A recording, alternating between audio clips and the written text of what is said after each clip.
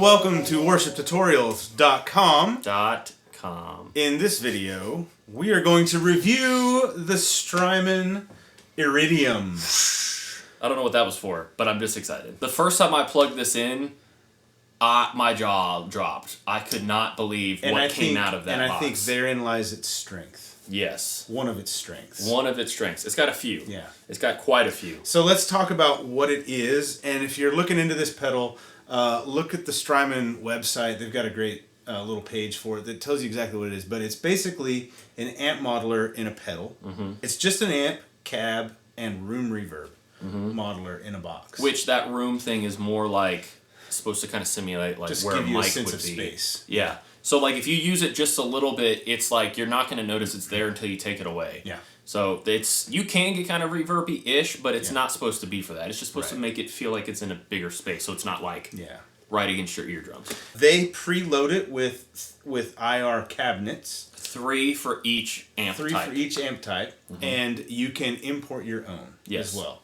using the software that you can download from Strymon. Yes. And the IR cabinets sort of give the amps different flavor. Mm-hmm.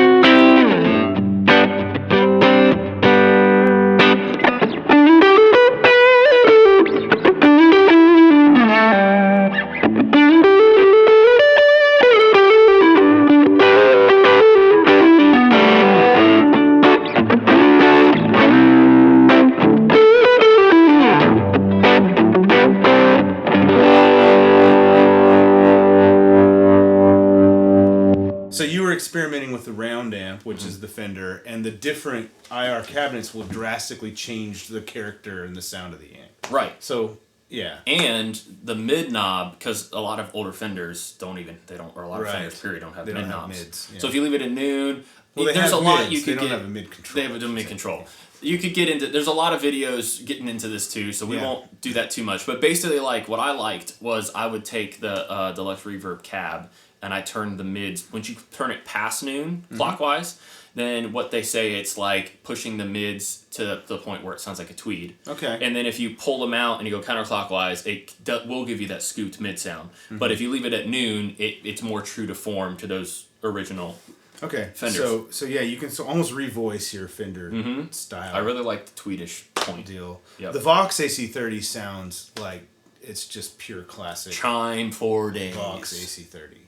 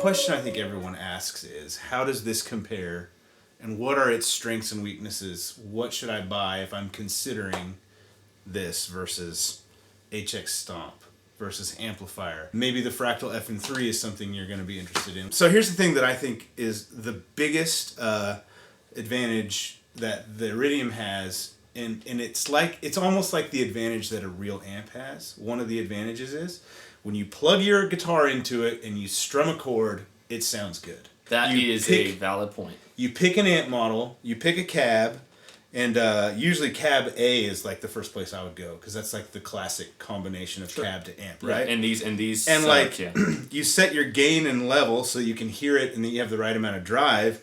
And from there, it's like you have bass, middle, treble, and almost any combination of it sounds really good. Yeah. And it's very easy to get a really, really good tone out of it, like that fast. Out of something like this with its contemporaries Yeah. not necessarily being so easy to do. Right. So take the HX Stomp, for example, right? Like you turn the thing on and it's like, how do I even pull an amp model up? Yeah, Right? it does take time. You have to You menus. get the amp model up, and then it's like there are 15 parameters I can play with, and I haven't even touched the cab yet. Right? It's very much more complicated. And it can be daunting. It can, and I will say it is harder to get a tone that sounds as good as the Iridium. We've compared the two, and we've gotten them to sound like almost identical to each. Like very hard to tell the difference. One thing that we're really big on is we love Line 6 products. Line so that's 6 why has we're my heart. making mention of it, Yes. because people who watch our channel a lot, they know that that's something we do a lot with. So And we've already full sidebar. fielded dozens of. Yeah. Should I buy this or the HX Stomp? Yes. Does this sound better than the HX Stomp? Literally tens. Is this better than the HX Stomp? Literally tens of There are questions. tens of people here. That's one of my favorite quotes. All right. So I think one of its massive advantages is that it's so easy to get Right out the something box. that sounds really, really good. Really quick. And when we say really good, like, I think you heard it. I think this sounds as good as Kemper, Ooh. Fractal, Ooh. Line 6. I think Ooh. it sounds. They're all in the ballpark. Yeah. Right. Yeah. And it's almost instantaneous, like that you can get it there. Yeah.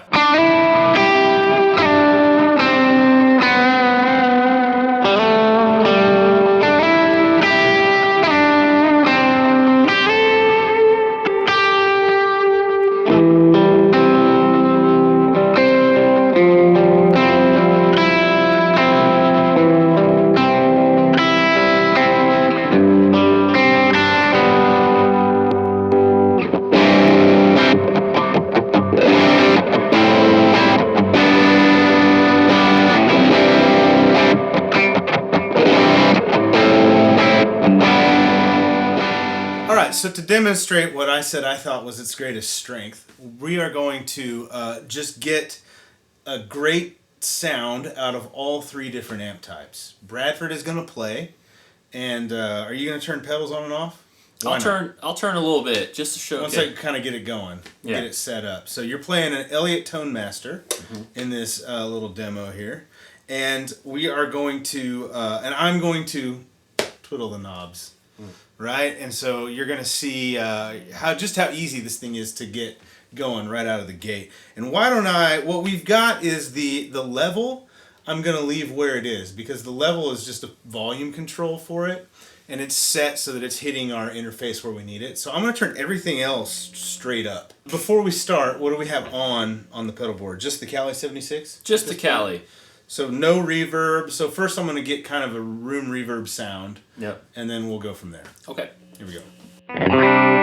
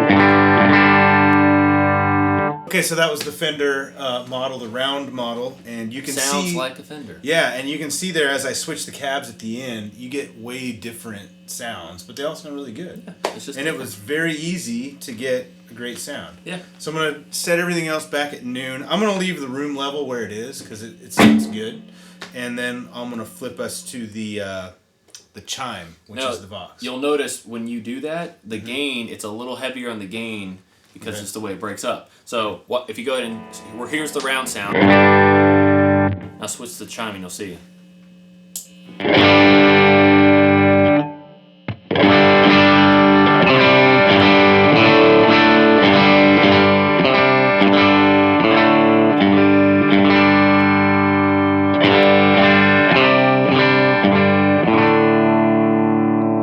So one thing we'll point out, as you heard when the middle got turned up in the Chime model, the amp got darker. It's like a cut. So it works like a cut knob on an amp. On an actual AC30. On a Vox AC30, which it cuts highs. Mm-hmm. So for the middle control, the further left it is, the brighter it is. Yeah. Okay.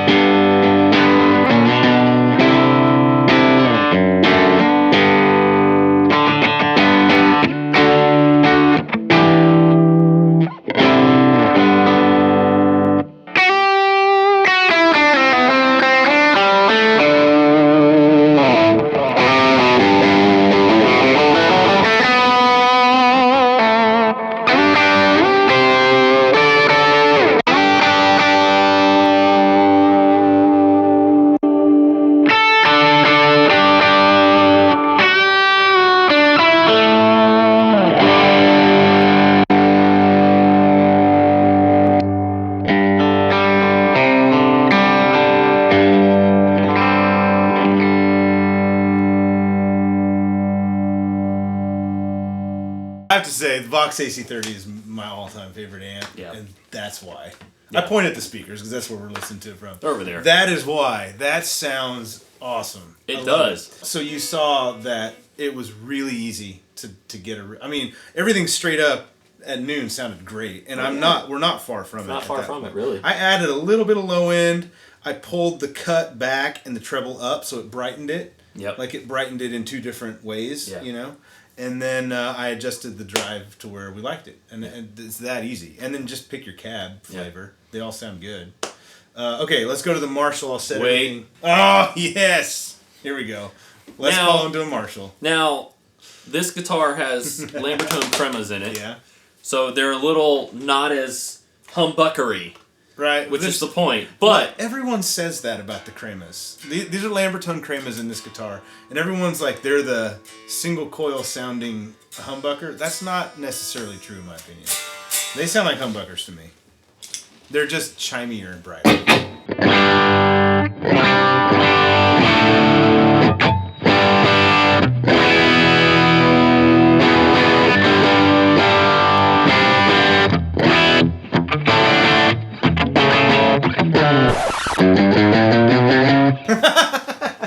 There you go. So that is pretty dirty. If we clean it up, it sounds awesome.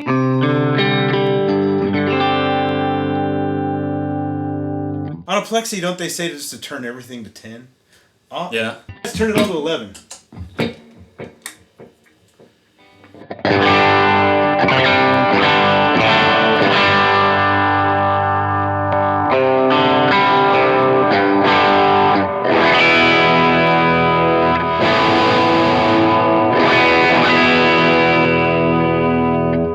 I think this is a testament to, like, it's hard to get a bad sound out of this. Like, you can get a dark sound, a bright sound, but, like, you know, it's just like a real amp. Kind of like any normal combination of setting, depending on the amp, of course. Yeah. But, you know, it's like you set everything to noon, you plug it in, strum a chord, and it sounds really good. Boomtown. What do you really love about it? Because you really love this pedal. I, like, really love it. I just really love the fact that it's all tactile. Mm-hmm. And kind of what you were saying as well, but I'm like when it comes to a lot of things, I'm pretty simplistic. Mm-hmm. When it comes to amps, I'm very simplistic. So for me, The Iridium is like, here are the knobs, go for it. Yeah. And they, like, pretty much the same reason you were saying that. But, like, for me, I'm a tactile guy. I don't like, there are secondary functions, like hold this, turn this knob. You can change the room size. The room size. And the reverb and you that can kind of thing. change some other things that I haven't even gotten into because straight out the gate, that's all I care about. Yeah. So it only needs 500 milliamps, which it is a lot. It's more than most of the Strymon pedals. Yeah. But we're using the Strymon Zuma to power it. So this thing is the same size as the El Cap, so it could fit on the same spot. It's not ginormous. I love that. Makes going stereo super easy. Yep. You can sum it to mono by a flip of a switch, so you can keep your board wired for stereo, but only run, you don't have to mess with stuff, you just flip a switch. That's pretty cool. There's a favorite switch on it, so for example, you're playing an event, you got two guitars that you're switching between. One's brighter than the other. You don't have to necessarily bend down. That's a great use for that. Yeah. You don't have to, I mean, you could bend down and tweak it if you want. To tweak the same amp for different guitars. Yeah, but you just have a favorite switch, so just step on it. Or you could use it to add more gain, whatever. So regarding the favorite switch, one thing I thought with the favorite switch would be cool is you can crank the gain, like you can have an amp, and then you can set the favorite switch to be the same thing just with the gain knob. Yep. So you can use it as an overdrive. But when you hit the favorite switch, it ducks. It does Like the sound cuts out for a split second. And it's more than what I would use. Yeah. It doesn't really sound like an overdrive. Yeah. So what you would talk about for different guitars like between would be songs. I think a much more useful application for it. Yeah. Or just if you just got two amps and you're like me with the Kemper was like, what amp do I want to use today? It's like that's pretty much what I did. To me, I think the other really huge strength, in my opinion, is how well it takes pedals in front of it. Yes. So we're running it on this board that you're seeing now.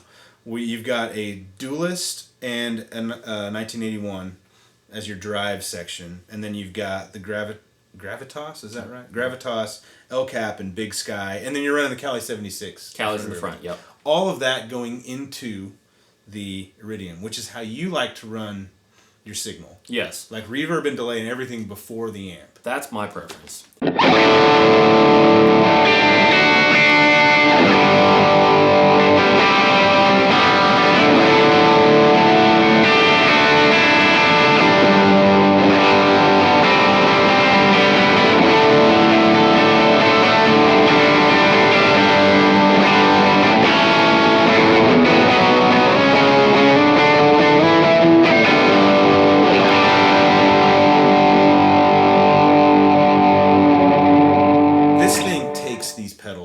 Sounds really, really good. Like a champ. It sounds like a real amp. Yeah. You know, with drives and things in front of them. Which is a place where a lot of times with a modeler, you can dial it in and get it sound really good.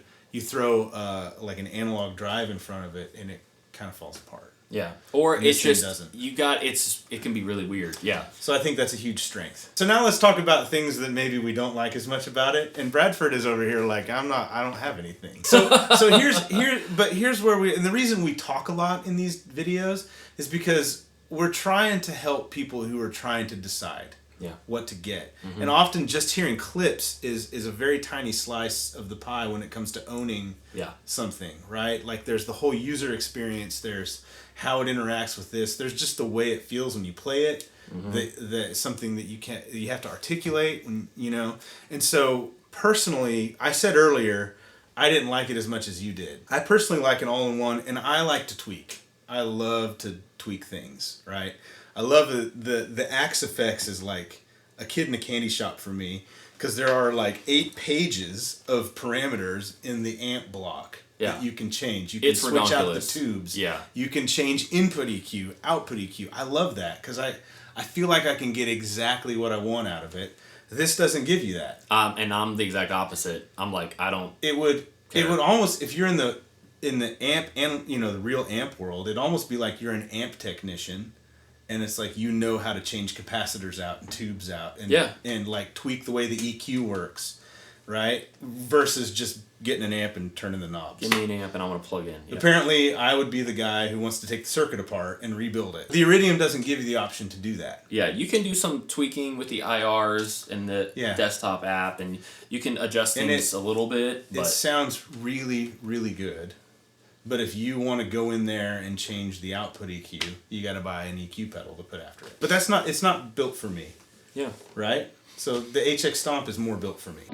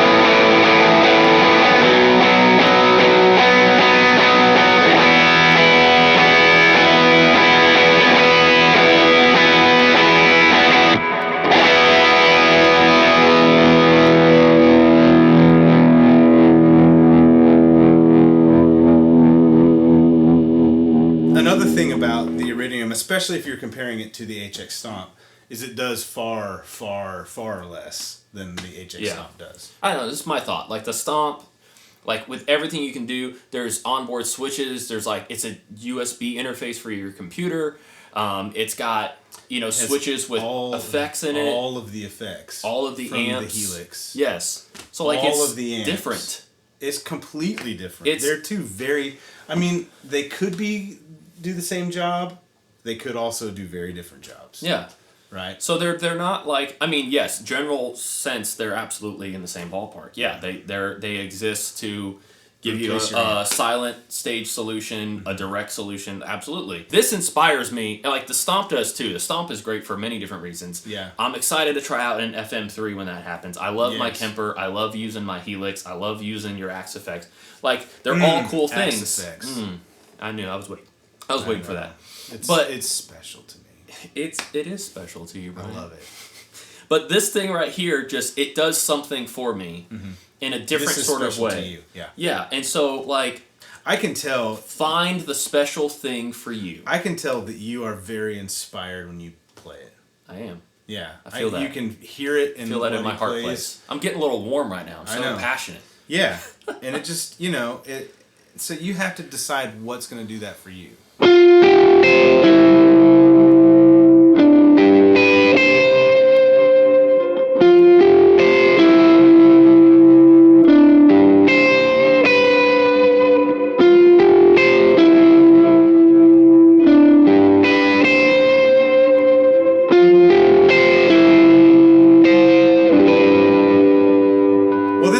Our first look at the Strymon Iridium pedal.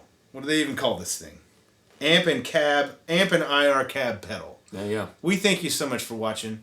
Are you going to buy one? Let us know in the comments. Are you going to buy it to replace something? If so, what? We would love to know. And why? Also, subscribe and hit that bell if you haven't done so already. You can get notifications when we post stuff. Yeah, which is often. Often. Thank you guys. See you in the next one. Thank you, Strymon. And thank you, Strymon. Yes. Bye-bye.